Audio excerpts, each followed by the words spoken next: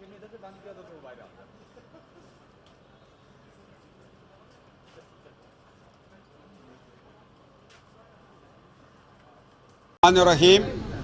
तमाम मीडिया के भाइयों का शुक्रिया अदा करता हूँ कि आप 2018 से लेकर आज तक हमारी आवाज़, हक की आवाज़, मज़लूमों की आवाज़ मज़लूम आवाम तक पहुँचाते हैं। आज जिस केस के सिलसिले में मैं इलेक्शन कमीशन आया और ये दूसरी पेशी है हमारा डिस्ट्रिक्ट मानसरा के अंदर एक लोकल गवर्नमेंट इलेक्शन हुआ था, उसमें वोट चोरी हुआ और वोट चोरी करने वाला कौन था? असिस्टेंट कमिश्नर उगी, जो कि पीटीआई का अपॉइंट किया हुआ, रूल रेगुलेशन से हट के उसको लाया गया।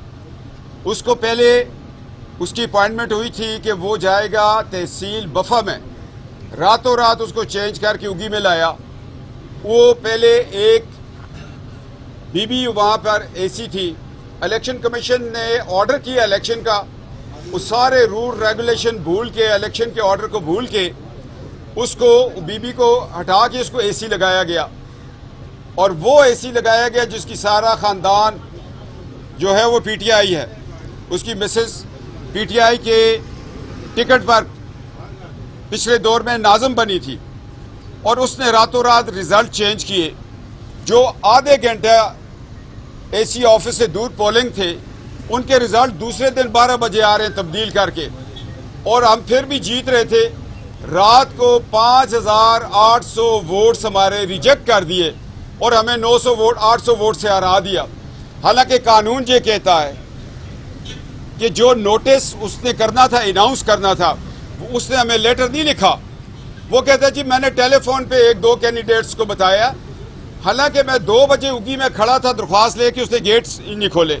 फिर मैंने प्रेस को कहा, मैंने प्रेस कॉन्फ्रेंस की, फिर मैं पैदल गया, मैं 4:30 बजे उसके दफ्तर के आगे खड़ा रहा, उसने 6 बजे जाके दफ्तर खोला। मैं जब उसके दफ्तर में गया तो वो दफ्तर में नहीं था। मैंने कहा कहाँ है?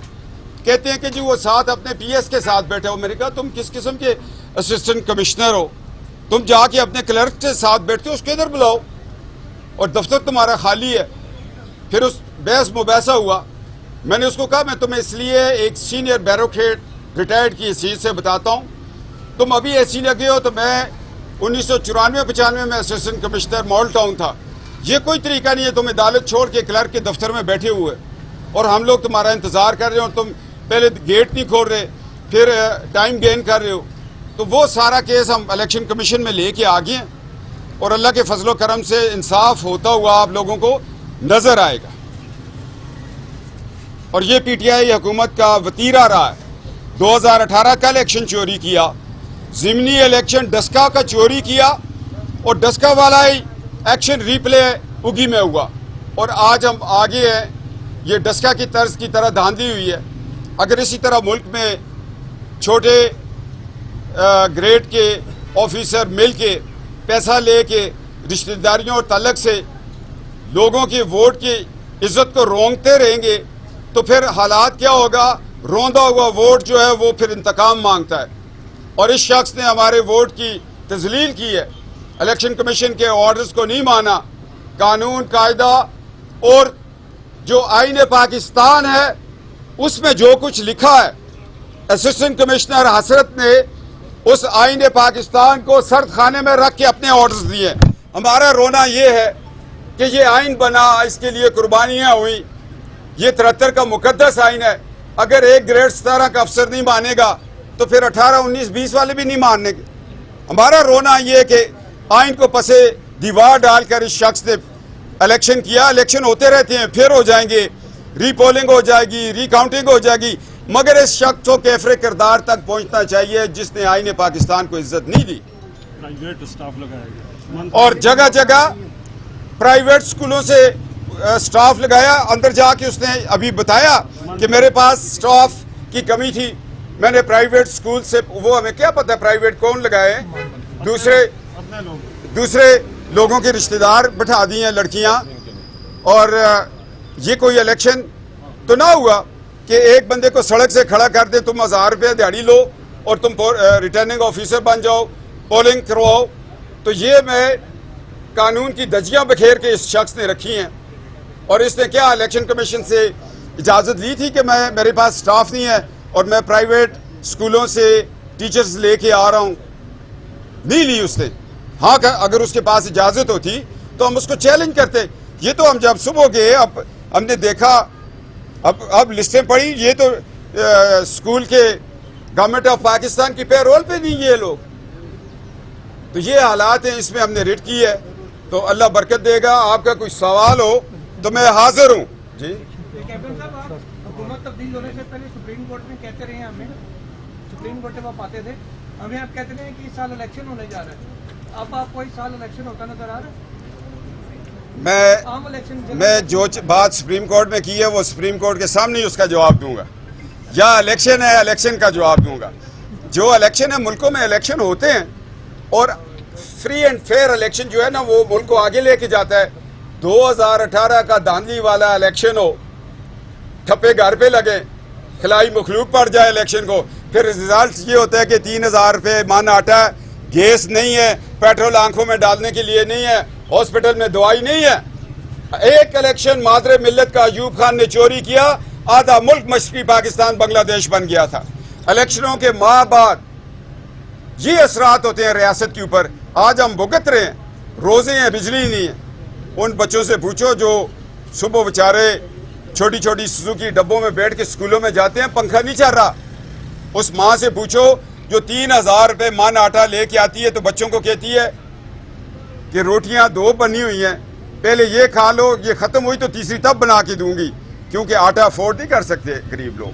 हम लोग एक अजियत के दौर से गुजरे हैं, इसलिए गुजरे हैं कि 2018 का इलेक्शन चोरी हुआ था। दोबारा इलेक्शन होने जा रहा है इसी साल? ये तो बनीगाला से कोई जिन ही आपको बता सकता है, ये जिनी नहीं बता सकती है। तो इलेक्शन तो 2013 है, 2013 में हुआ इलेक्शन, 2018 में हुआ इलेक्शन, अब दोबारा 2023 है। तो खिदमत करने आए हैं। शहबाज शरीफ साहब 4 घंटे सोता है, अल्लाह उसको लंबी ज़िंदगी और सेहत अता फरमाए। जिस तरह शहबाज शरीफ ने पाकिस्तान को बनाने का तहिया किया हुआ है, जिस तरह पंजाब को बनाया, इस तरह पूरे पाकिस्तान को बनाएंगे इंशाअल्लाह ताला। असाद डार भी वापस आएंगे, नवाज शरीफ साहब भी वापस आएंगे। असल वारिस पाकिस्तान के वापस आ रहे हैं इस पाकिस्तान को तरक्की दिलाने के लिए। कब तक आ रहे हैं? मैं वो जो टिकट लेंगे उसको मैं आपसे शेयर करूंगा ज़रूर। बोर्डिंग कार्ड भी आपको वक्त से पहले दूंगा, फ्लाइट नंबर भी दूंगा।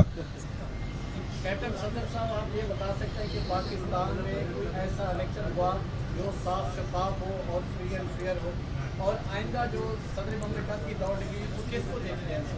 देखे जी, हमारा रोना ये है, जब भी मुल्क में मार्शला लगा है, मार्शला में रिफरेंडम हो या इलेक्शन हो, उसकी शफाफियत पे हमेशा सवालिया निशान रहा है।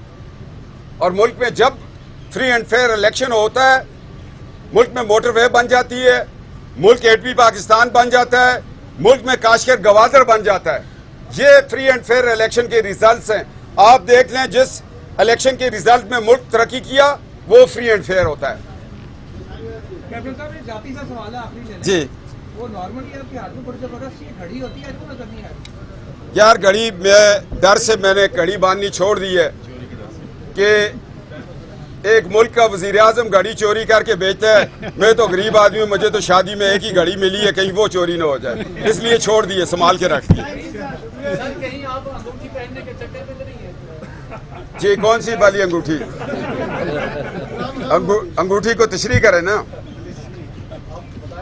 कौन सी वाली? इमरान खान साहब ने 3 अंगूठियां पहनी, एक उधर अमेरिका में पहनी थी, एक लंदन में, एक इधर, और एक पाक पतन में। 4 अंगूठियों वाले इमरान साहब हैं। यानी उसी तरह की अंगूठी आप कोई दूसरी तो नहीं करना चाहते? नहीं, मेरी अपनी अंगूठी बहुत हसीन है भाई, उसके मुकाबले की अंगूठी कोई नहीं है जो मैंने पहनी। उनको तो हमेशा मार्क 2 गाड़ियां मिली हैं, तब ही चेंज करते रहते हैं।